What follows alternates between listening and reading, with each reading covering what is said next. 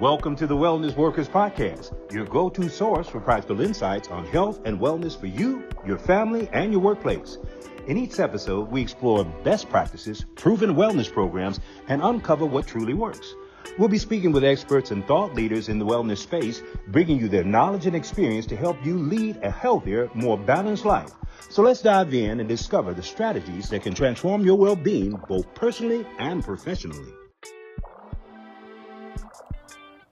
Welcome to this episode of the Wellness Worker Podcast. Today, I have the exceptional privilege of being in the presence of the wellness doc, Eric Duncan, man. Thank you. I'm so happy to have you out. Tell us, Eric Duncan, give us a little profile about who you are and what you do, because I'm already amazed. All right. Well, thanks so much. Thanks for having me on here. I've been looking forward to meeting with you for a while now. So we've had this relationship because I sell Luraco massage chairs and other massage chairs. It's just a great company to be associated with. But how this all started was I'm a chiropractor. My name's Dr. Eric Duncan. I have a practice in Michigan, or had a practice in Michigan. And I had a very large practice, one of the biggest in the state, actually.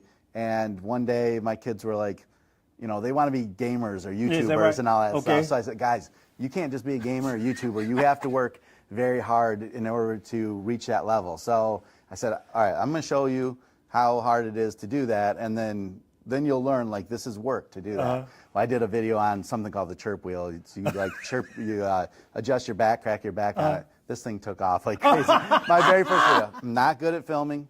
I'm not good at talking. I have a monotone voice usually on the videos and stuff. It's just my style. I didn't edit. I don't know how to edit, and this thing just took off. I was the top affiliate in the U.S. for this. I'm like, okay, guys, it doesn't happen like this all the time. So Dad was wrong. Dad was wrong. Yeah. You can just blow up all of a sudden, right? Yeah. Now, one of the things that I really love about your content is the natural kind of demeanor that you have, man, because when you're talking to people, it's nothing formatted, it's nothing theatrical. It's like you're just out there cracking jokes, having fun, and people kind of gravitate towards that.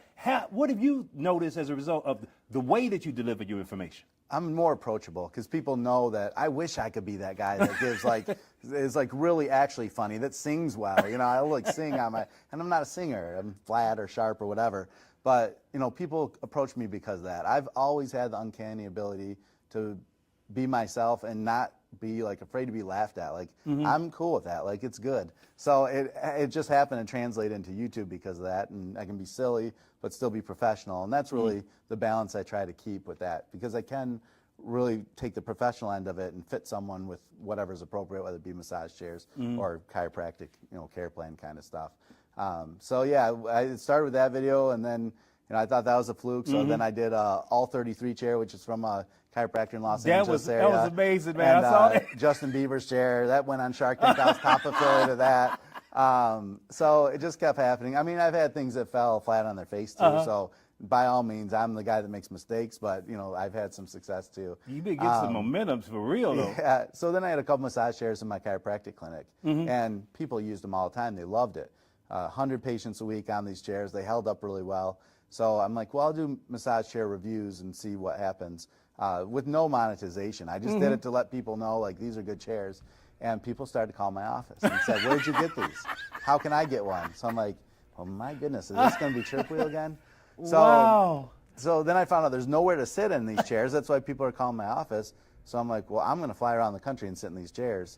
Again, it's just, I have a real big marketing background. I feel like no matter what you do, if you can market well and give good customer service, if you do those two things, it doesn't matter if it's church, it doesn't matter if it's massage chairs or whatever your widget is. If you can accomplish those two things, then you're going to be successful at it. You know, you're absolutely right, because I know that in our organization we have distributors across the country for Luraco, and oftentimes I get people calling my office that say, I want to go and try one of these chairs, because if you're spending $5,000, $10,000, $20,000 on a chair, you kind of want to use it before you start making that investment. So what you did was brilliant to actually kind of give them the what I would call indirect exposure to the product, vicarious experience of you actually having the phenomenon. But people really do need to sit in these chairs. But I want to ask you this. In terms of your background, as far as in the medical industry, give us a real clear insight as far as on a scientific or theoretical level. How do these chairs compare to some of the other whether it be naturopathic or medicinal solutions of the past, comparatively, how do these chairs impact? I'll tell you what I tell most people, because a lot of people will compare it to like human massage and want to know, is it the same? Well, it's not the same. I had 50 massage therapists on staff that worked at my office. It's not the same, but what these chairs provide is, I call it time under treatment. You're not getting a massage every day by a human. Once a week, maybe, if you're blessed enough to be in that position. Right. But if you have a chair, it's something, and it's the right chair, you'll use it every single day. Your body's going to respond better to consistent, persistent care and for the wellness of your body than it is to once a week human massage, because the rest of the week, it's unraveling what that massage therapist did. Right. But with the chair, you get raveled back up, you know, knitting that sweater every single day to build that armor that you have to, you know, for wellness, build your immunity. I've had 2 people that have massage chairs that were delivered to them that sent me their readings on their Aura Ring. Is that right? They said, my sleep's improved. This is the first 5 days. I did not reach out to them to tell me. And I thought, well, yeah, this is time under treatment. You have more time in getting better, you know, getting well, and your body's responding to that. So I just think the consistency part of it's an important thing to have in your house. It's not luxury anymore. You know, I remember when I was 6 to 8 years old, there's a store called Sharper Image in the mall. They sell like all the gadgets. Back in the day. I saw a massage chair. I'm like, man, one day I'm going to be rich enough. I'm going to have one of those massage chairs, because it was a luxury, you know. In that, now I have 16, and I have people around the country that, you know, a lot of times they just have life-altering experiences in these chairs. I'm not saying that's going to happen all the time, but if you consistently use it, good things are going to happen. Man, I like the way that you put that, but consistency of use is really the key. It's not necessarily one wild experience, but it's just small, repetitive experiences that really create a change. This is one of the things that I discovered. Once you get in the chair, I liken it onto a life raft. See, a life raft, when you throw somebody a life raft, the point is you're trying to keep them from drowning. They're not to stay in the water with the life raft, come to the shore, you know. So these chairs give you a time to pause and actually start regrouping mentally, emotionally, and maybe you need to make some lifestyle changes in other areas of your life, but those things can become into focus once you reduce all those cortisol levels, bring down that adrenaline, and start reactivating some of those feel-good and healing hormones in your system.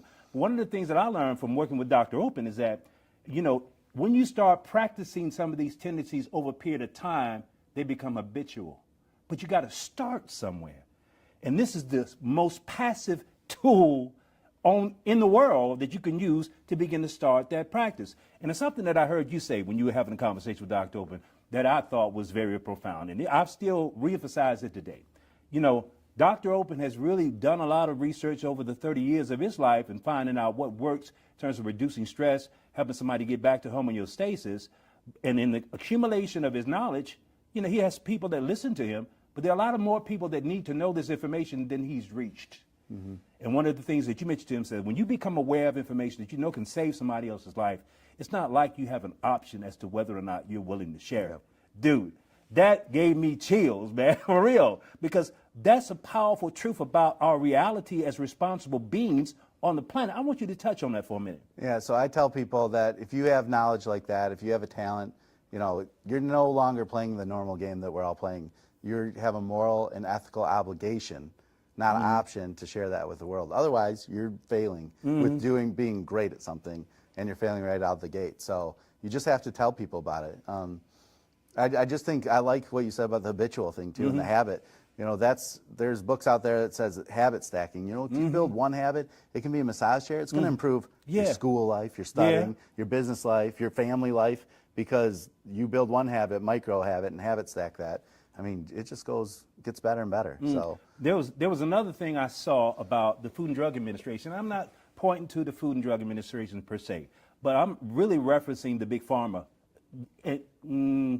dynamic, because there's a certain symbiotic relationship around indicating or promoting that people consume on a certain way that's not conducive to their health.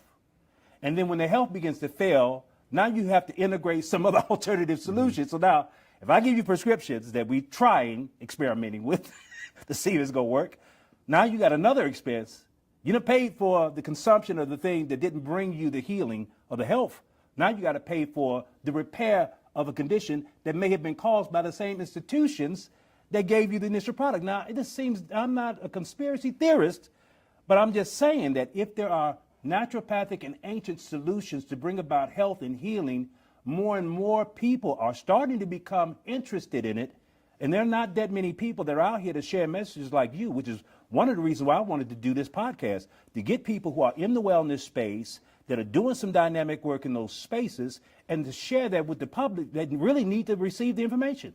Yeah, it's I mean, those are all good points, and it's okay if you point to the, the FDA or the drug companies to do that, because I'm also a believer is you can take something structurally bad and pull the good out of it, and then help people with that. So let's hack their system, do the things they're doing for monetary gain, and help people get better, and well too. So.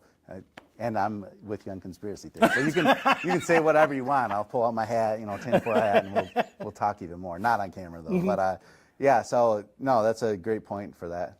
Now, what do you see things going as it relates to the overall evolution of man and this well-being overall? What have you noticed in the industry? People are getting it. Like, people are reaching out to just get well, not just get better from being sick. Really? Yeah, there's an old study by Starbucks, actually. Every dollar they put in for wellness, they're getting like $7 in reduction of healthcare costs. Whoa! So it was a huge investment for them, which is why they give time off and different things through that. That was a study out of Tennessee, I think, in that part of the corporation. But people get it too, especially during the COVID times. I had so many people reach out to me that said, I don't want to go through that again and go to a place where people are sick. I want to have my sanctuary oasis healing spot at my home. So they're looking at massage chairs, red light, cold plunges, saunas, everything. They're just going to build their mecca at home so they can consistently do it before something like that comes up. Right. You can't just wait till that come up, because again, it takes time. It's that Kaizen, what is that, the Toyota thing, 1% better? Kaizen. Yeah, so huge with everything, healthcare, business, family life. Now, in terms of the shop that you have, do you only have massage chairs, or do you have some of those other remedies and solutions or tools that you just referenced? I stick with massage chairs. So I don't want to go into other spaces. For my store, what I do is I create wellness spaces for like companies and things. If they want to make that, I provide the massage chair that I recommend for them, and then I'll give them vendors' names of the massage or the cold plunge or the red light that they want. I can direct them in the right direction. I don't want to be the jack of all trades. I just have that vertical that I feel super comfortable in. And because you've had so much experience in this space doing it for different organizations, corporations, what have you, you know what works and what doesn't work in certain situations. Right, and it's a big investment, so you want to make sure that groundwork has been done before, what it's going to look like, how your employees or people are going to respond to it too. So it's really important to have that experience behind it. Now I want to ask you this last question. That is, because I feel sincere about the fact that we get one opportunity to really make the kind of impact that we want to make in our experience. And it just does not impact the people who directly have a chance to hear us or that we get a chance to meet. But in terms of the perpetuity of mankind, future generations yet unborn, if it was something that you can say to them as it relates to your discovery and what their journey may consist of, what kind of guiding lights would you provide them with that can possibly make their situation more positive and productive? Probably not the answer you're expecting. Has nothing to do with massage chairs. I'm a Christian. Love the Lord with all your heart. Regardless of what faith you are, it's a huge part of wellness. Huge part of being a human. That's powerful, man. It helps everything you do. It's why we're here. Why else are we here? So that's just what I kind of cling on to. But if everyone just knew that, we'd have positive change real quick. It's coming about. It's a matter of time. I think so. I mean, how do people get in touch with you if they want to get your services or get access to your products, or just reach out and holler at you? Say, I saw you on the Wellness Workers podcast, and well, holler at your boy. Yeah, so I have a YouTube channel. That's kind of what started all this. Remember, to teach the kids that it's almost impossible to rise to the top of YouTube. So and all of a sudden you did it, right? Right, exactly. So it's Dr. Eric Duncan, the Wellness Doc on YouTube. You can book a call with me. It's one-on-one. It's with me, not with anyone else, because I want you to hear from me, because I don't like to make an important decision and then get pawned off on, just a sales guy's never sat in the chair, which you'd be shocked how many people have never sat in these chairs that they're selling. Someone overseas, it's me. You'll get nobody else. I'm a one-man show, which is bad for scaling on the business end of it, but it's not my mission anymore. Right. I've done that. Now I just want to help as many people as possible. Dude, I'm glad you said what you did say about what you thought was valid and important, because I concur with that. There's a concept that many people are oblivious to when they refer to the concept of atonement. They're like, you know what, that means the forgiveness of sin or whatever, but the reality is that at one meant is the idea, because we are all one. And the more we awaken to the reality there's only one offspring of the divine, that's humanity.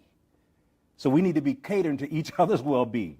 Now, the reason why I say that with great emphasis is because our involvement with like the first responders is actually incorporating the community to galvanize around the wellness of these first responders, and the foundations are also supporting it. So the reality, when I see these things happening, that gives me hope.